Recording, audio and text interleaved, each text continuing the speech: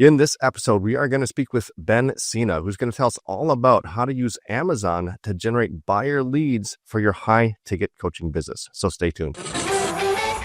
If you want to build a legitimate, profitable online business without shiny objects, without the hypey gimmicks, and without the stress and overwhelm, if you want to make more money without having to be present online all day, every day, pumping out content that nobody sees and hustling DMs to generate leads and sales, then this is the place for you.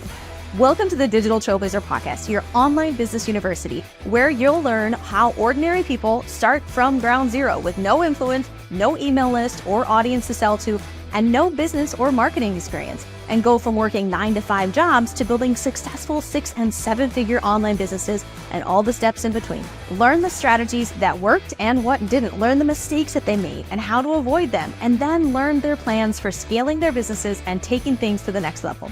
All so that you can build your business faster and easier and make more money without sacrificing the things that are important to you in your life. I'm your host, Leah Ray Getz, and with me is my husband, Todd. Now let's get to it with today's guest. Welcome, everybody, to this episode of the Digital Trailblazer Podcast. And today we're speaking with Ben Cena. Ben, why don't you give us a quick introduction? Tell us what you do, what you're all about, and how you help people. Of course. So we're turning stories into books, but more importantly, we're helping people to make actual money and turn those ideas into high-ticket experiences for their clients and actually create almost like a sustainable business from that, which is, I think, extremely important if you want to build your legacy and you want to sometimes expand your business, sometimes to start your business, sometimes to grow your business. So that's what we do. Awesome. Yeah. And I know that, we've spoken to a lot of authors in the past, and a lot of times what they want to do with becoming an author and publishing a book is they want to use that to leverage their way onto getting on stages and speaking on stage and, building a speaking career. But I think what a lot of people don't realize is that that's a very difficult thing to do. And the actual number of speaking opportunities that actually pay you money to speak and being able to make a living off that is very difficult. And so what really interested us with what you've got going on is that you are leveraging many other ways of generating revenue from that book that they publish. Is that right? Absolutely. Primarily, we want to do that online because it's much more scalable. And you don't have to be physically involved. Otherwise, this thing doesn't work, right? And that's why the speaking thing, it's great.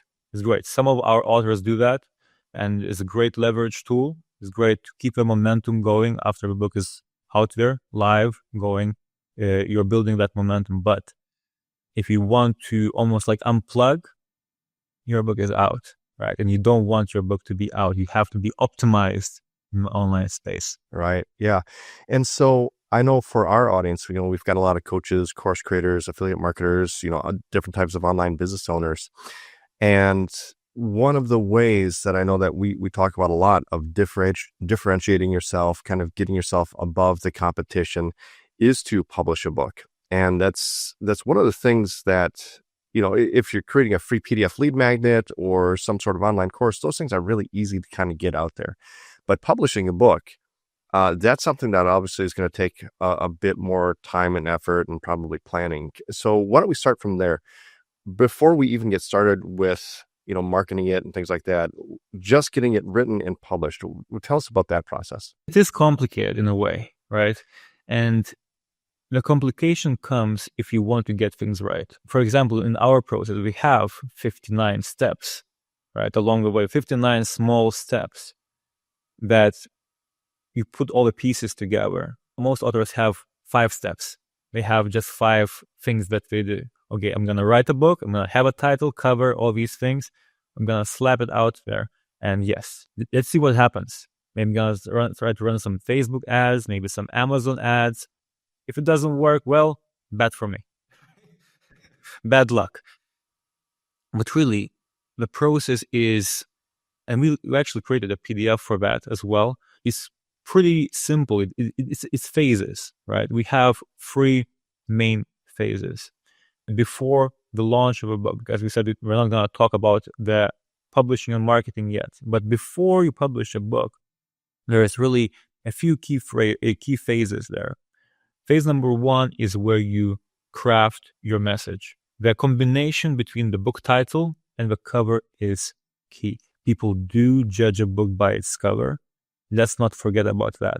And you want to have those things together before you write a single word, even before you create an outline and table of contents. And in reality, this is where you should spend most of your time. It's so easy to write a book title. So many people, I had an idea in the shower, I had this, I had that, right? And they slap some idea together, never doing the research and see how does the market speak? How are we welcoming you or your idea? So that's the first phase. Then you're building an outline and start writing the book. You want to capture the ideal voice of yourself and the style that you want that book to be written. So that's the writing part. And then there are a part where you edit, where you format, and you think about, okay, what kind of formats I want my book to be in. Is it ebook? Is it paperback, hardcover, audiobook? Usually all four formats make sense. And of course, during that period, you have to know exactly what's going to happen after a book is live. But that first phase, we want to emphasize on that very much. The combination of the title and the cover is key. The book doesn't matter. The people will not get to your book if you fail in the beginning. And that's what it is. Yeah. And when you explain it like that, it really makes sense to me, because I think about any other social media platform, whether it's YouTube or Instagram or Facebook or even TikTok or something like that. When you're scrolling through your social media feed and these videos are popping up, like especially on YouTube, one of the main points in the algorithm to decide whether your video is going to keep getting shown to other people is that click rate. Out of everybody that sees your video, the thumbnail and the title, out of everybody that sees that in their timeline, how many people are actually clicking? And the higher your click rate, better off you are, obviously. And then the more people are that YouTube or whatever social media platform is going to show that video to. And that's why it's so important. That's why so many people focus. Like one of the very first hires people make, if they're really serious about YouTube, is a good thumbnail creator, because that's the thing that gets the click. And that initial click rate is so important to the algorithm. And with a book, I imagine it's the same thing. Like the actual cover and the title of the book, those are like the thumbnail and the headline on YouTube. And so if people are scrolling through Amazon, or if they're looking in a bookstore or something like that, you need something that's going to catch their attention and draw their interest. And those are the only two things that you have that are going to do that, is the actual design of the cover and the title. So I love that you brought that up, because that makes so much sense now. Todd, you're exactly right. And I think the analogy that would make sense here is, let's think about the journey of a customer for 2 seconds. Okay. The customer arrives at Amazon and they search something relevant. Most people here listening, they don't have their name yet. They're not an authority in the field yet, in a sense of a book. So people are not searching for their name. They're searching for something of a problem, specific kind of solution of a book. And then your book pops up. You grab their attention, right? That's the YouTube thumbnail that you were talking about, right? You grab their attention, the right kind of attention. And then here is the key. When they click that book and they land on the page, you want to confirm that title that they just saw. That's the first thing. Is almost like opening sentence, right, of a YouTube video. If that's off, I'm looking for something else. If you don't confirm that, that's the first confirmation point. You grab the right kind of attention, then you open the Amazon page, you have your description, you read the subtitle in more detail, that's it. And then when you make a buying decision, that's another confirmation where the book starts, okay, I got exactly what I wanted to get. Yeah. And again, that's like any other social media algorithm that's out there. That's because, for example, if you've got a website on Google, or even YouTube, like YouTube tracks audience retention throughout the video. And so if you're on YouTube and you look at your analytics and you look at audience retention, typically what you'll see is something like this, or, if I'm watching in a video, at the very top left, that's 100% retention. And then within the first 30 to 60 seconds, it usually takes a nosedive, right? Because that first minute is when people figure out whether the actual content of the video is what they're looking for or not. And oftentimes it really isn't. And so that's why you see that big nosedive at the beginning of your video analytics, is because people click on it, they hear the first couple sentences, and they figure out, oh, this isn't really what I want, and they click off, and that's your bounce rate. And it's the same thing with a website or anything else that you rank in Google. If you've got a blog or something, and people click on your blog article and they go to your website and they leave within the first couple seconds, that contributes to what they call your bounce rate on Google. And that can hurt you in the algorithm rather than help it, even though you got the click, because that tells Google that the actual content of that article is incongruent. Like you said, it's incongruent, or it's not really what people are looking for when they clicked that title. So yeah, it's so interesting, because I'm making more and more connections now between an actual social media algorithm or a search engine algorithm and applying this to an actual book, and it's very similar. So it's really interesting to me that you're mentioning all these YouTube things. is the closest one, actually. YouTube is the closest one, unlike any other social media. Well, why is that? Very simple. YouTube is about quality and longevity. Books are that on steroids. What does that mean? That means YouTube video might be relevant for 5 years, maybe 10 years, right? Possible. The book can be relevant for 30 years. You have seen examples of that. Yeah. I think about some of our best performing videos that have gotten hundreds of thousands of views. And yeah, most of those views happen within the first couple of years. And even though now they get a handful of views a day, it's nowhere near what it used to. The algorithm doesn't work that way. But when I look at bestseller lists on Amazon, there's ones that they're never getting knocked off. Exactly. That's obvious, isn't it? People like James Clear, Robert Greene, who built their brands from a book, basically the most powerful tool that they had, right? Atomic Habits never fell less than 5th place on Amazon, selling more than 5,000 copies every single day. Right. So as far as the content of the book, what are you writing about and what are you putting in there? Because I assume there's specific things. If we're doing more than just using this to get on stage or something like that, if we're using this to build a business on the side, whether it's high ticket coaching or whatever else it is, what is it that we're actually putting in the book? Like, is this an autobiography? Is this a how-to book? Is it educational somehow? Are we putting links for funnels in there? Are we putting links for websites? What are we doing inside of the book?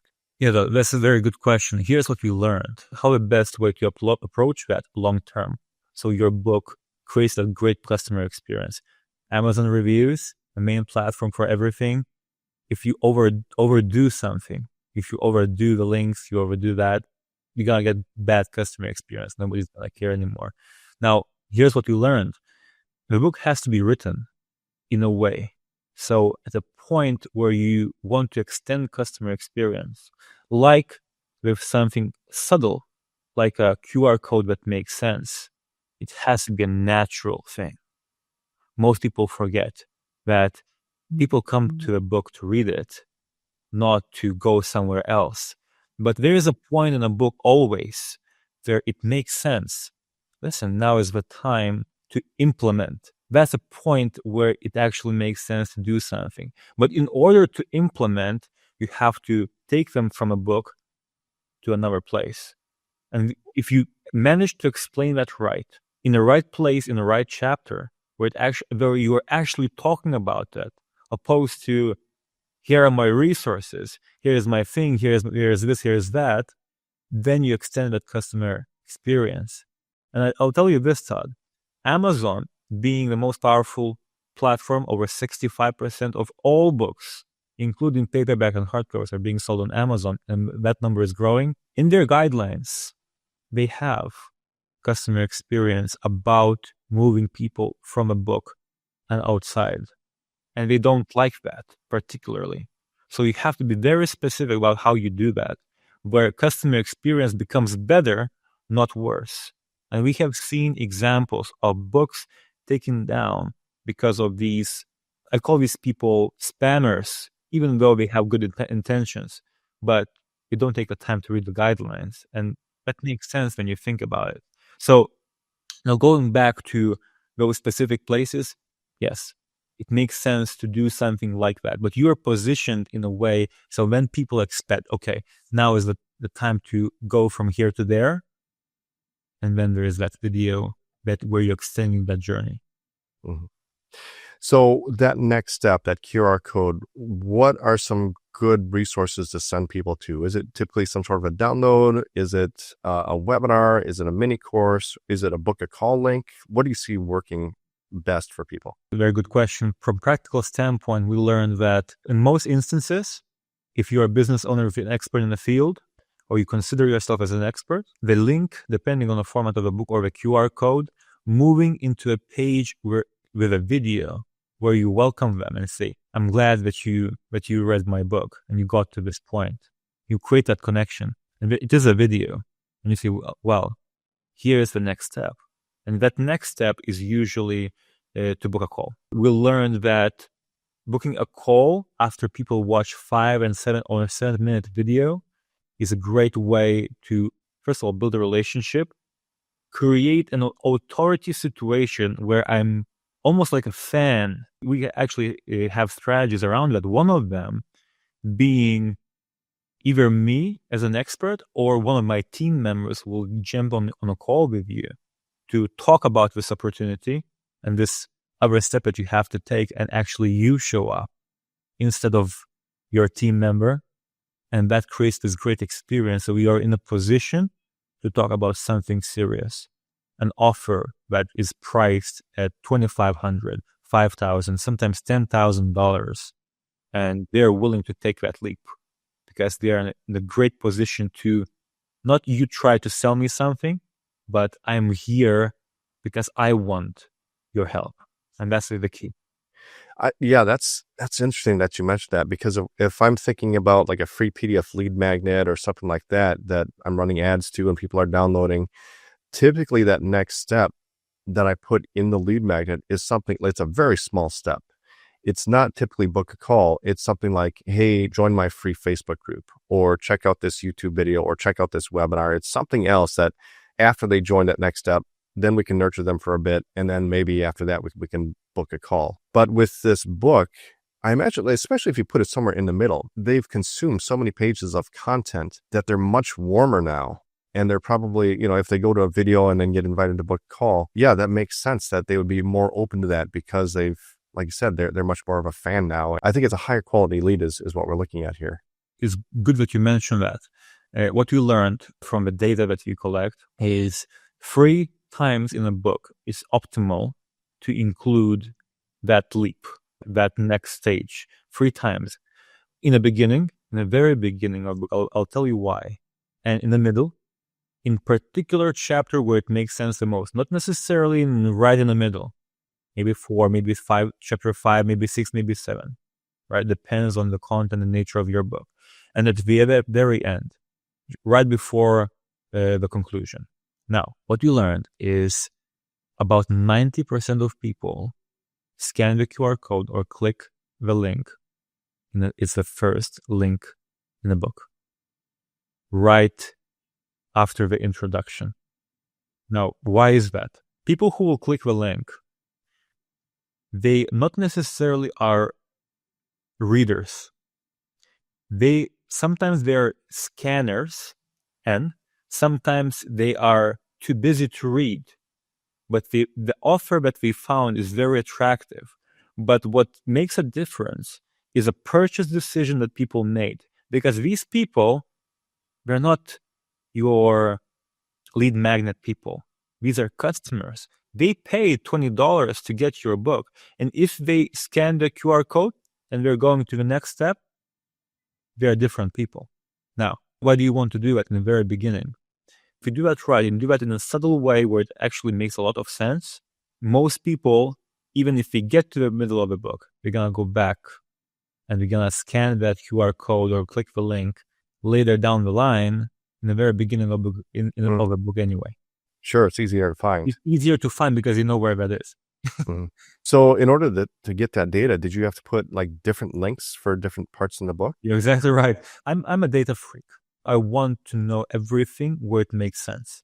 And if there are free QR codes, let's not be lazy about that. Let's put 3 different QR codes. And let's find out how much of a book most people actually read. That's going to be another indicator of how great your book is. And then which link is the most powerful? And you can test that for that matter. You can do different things. You can re-upload your manuscript into Amazon with a slightly different offer. First one. And then you test that. You take, okay, I have 1,000 orders of my book. This is how many people scan the QR code. And then you change that after a month. And you say, okay, now here's how much I get from that.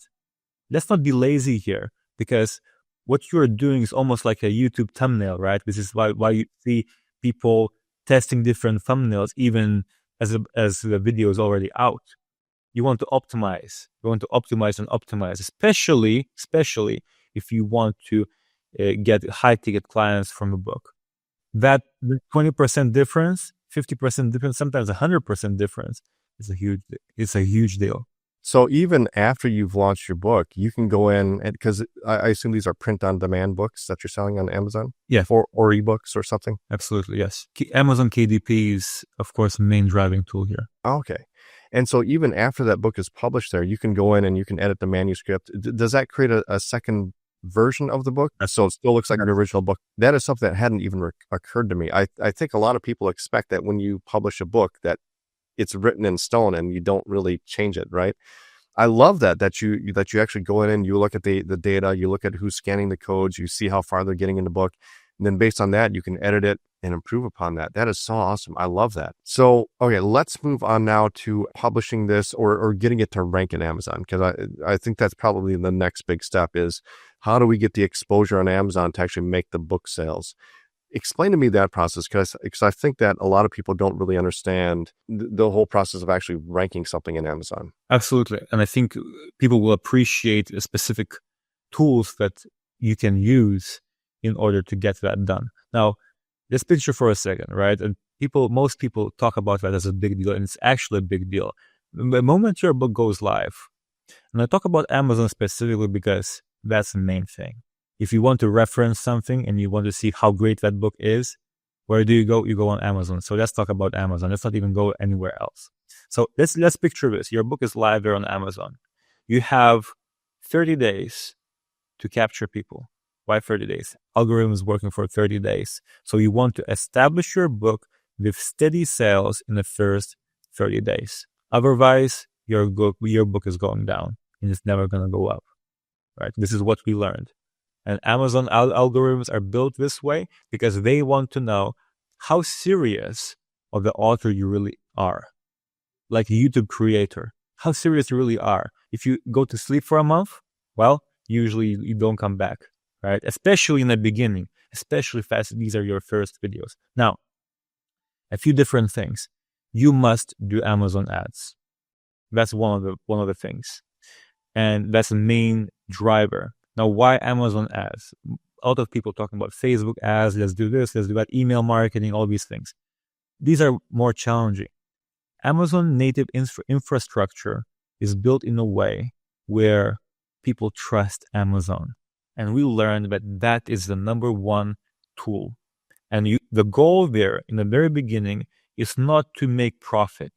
The goal in the very beginning is to spend as much as you can on advertising without losing any money, so you get all that money back. And another thing that you want to do is what we call bestseller ladder. Now, most people know Amazon bestseller, that's a good deal, that's a leverage tool, that's a credibility tool. And there are particular ways how you become a bestseller, more so how you become a bestseller and you grow sales. Now, there are many categories, as we know, in Amazon. Some categories take X amount of sales, let's say 200 sales, to become a bestseller. Some categories take 3,000 sales to become a bestseller. But that authority of having that tag amongst other books helps you to scale further. So in the very beginning, very important strategy is to choose the right categories for your book and go into the specifics, more specific categories where your book fits. Once you launch that book and you get bestseller status in that category, you don't want to sleep. You already done your research. You know what next category is going to be where you can also be a bestseller. That's almost like a next step in your value, the bestseller category ladder, as I call it. And then you go to a next category. So you can build your book this way where you have this great leverage of becoming a bestseller, and you can keep growing your sales using primary Amazon ads to bring in external customers. And the goal is not to lose money. That's the most important goal. And what we also learned just recently, actually, throughout the last 8 months, is Facebook ads being driven back to Amazon is the best thing. Not to your landing page somewhere, but to actual Amazon. Why is that? Amazon is number one most trusted source when it comes to e-commerce worldwide. The conversion of on a page is about 10 times, sometimes 45 times higher than any other landing page. And the ease of use supports that. One click, buy, all these great things, right? The reviews that Amazon has. Plus, the organic ranking of a book supported by external source like Facebook, very powerful. If you do that right for the first 90 days, chances are your book is going to stay selling without any advertising. If a problem is right and you're solving a problem in the industry, I don't like to use the word forever, but for a long time. Yeah, and I assume that even after you achieve that rank and you've stuck it for a bit, you can at least back off the ads considerably in order to maintain that rank. You can, yes, and optimization is the key, right? But the question is, do you want to do that, right? I'll give you an example, right? One of our clients sells the high ticket program, about $6,000 to $9,000. In the last 5 months, we spent about $40,000 on advertising. We got back exactly 41,000, I think. So there's no profit. Let's not call that $1,000 profit. It's not profit. It's just breaking even. But on the back end, we made $200,000. So spent $40,000 in ads. You sold, so the 41,000 was book sales, right? 40,000 was only book sales as royalties. Gotcha. So you're breaking even on that, and then 200,000 in clients from the people who read the book. Exactly. And this is what you want. You want to spread the message. So many people try to make, and I like this analogy very much, and people have to hear this. Because if your goal is to spread the message and get clients, we want to get clients here, right? Everybody wants to get clients. We want high ticket clients. We love those clients because they're easy to work with. They don't complain as much, right? People buy for $20. They can come back to you, give me a refund. We don't want to do that. We don't do that here. So here's what we do. If there are people like ourselves who would say, we were willing to spend $10,000 and get $10,000 back. The other person is going to spend $5,000 and get back $6,500. Well, that's great. You made $1,500 of profit. But here's what happened. You sacrifice about 35% of lost orders, which can be 300 sales. And those 300 sales turn into 5 high-ticket customers. That equates to $30,000 in some cases. Do you want to make $1,500 or $30,000? That's the question that you have to answer for yourself. Yeah. So basically what you got going on here is a self-liquidating offer that actually liquidates 100%, which is, I mean, that's almost like a unicorn now in online marketing. Like when people put together self-liquidating offers, for most people, I think the goal is about 20% liquidation, right? They spend $100 to make a $20 sale. and they still call that self-liquidating, right? But we're doing this with a book on Amazon, and it actually is 100% liquidation. Like we're spending $40,000 and we're getting 40,000 back out. Plus, we got buyer leads now that are booking calls, and we're generating hundreds of thousands of dollars in clients on the back end. I love that. And the thing is, you're doing that like without a traditional funnel, right? You don't have all these long sales pages with sales videos and and all the copy that has to get done, and and then all the upsells on the back end. We're doing it without all that stuff, which is, I mean, a ton of work to put together and to optimize and do all the videos and the copywriting and the graphics and all that. And then go through failure and come back again, right? That's the best part. But when we trust a source, right? And they start reading the book, that's already halfway there. People start to read your amazing book. It has to be a great book. If a book is not great, nothing is going to happen. If a book is absolutely great and you spend your time there crafting the exact message that people are going to receive and understand and see value in, and you will communicate. Let's go back for 2 seconds. Why you are the person to share this message? What do you want them to do? And how they are going to achieve that. If you answer these 3 questions in a book, that one video where we scan a QR code and we go to a video is all you need to build that trust. You don't need a long sales funnel and then backing that up with 12 emails and 3 text messages and then calling them and say, where are you? Do you want to buy from me? No. We have people of our clients saying, no matter what you're selling and buying, this is how they're coming to the call, and this is how you want them to come to your sales call, where people are, okay, I love the book. What do I do here? Where do I go from here? Right? And that's what the power of the book is. And here's how you do that. How do you create this everlasting funnel using the power of Amazon?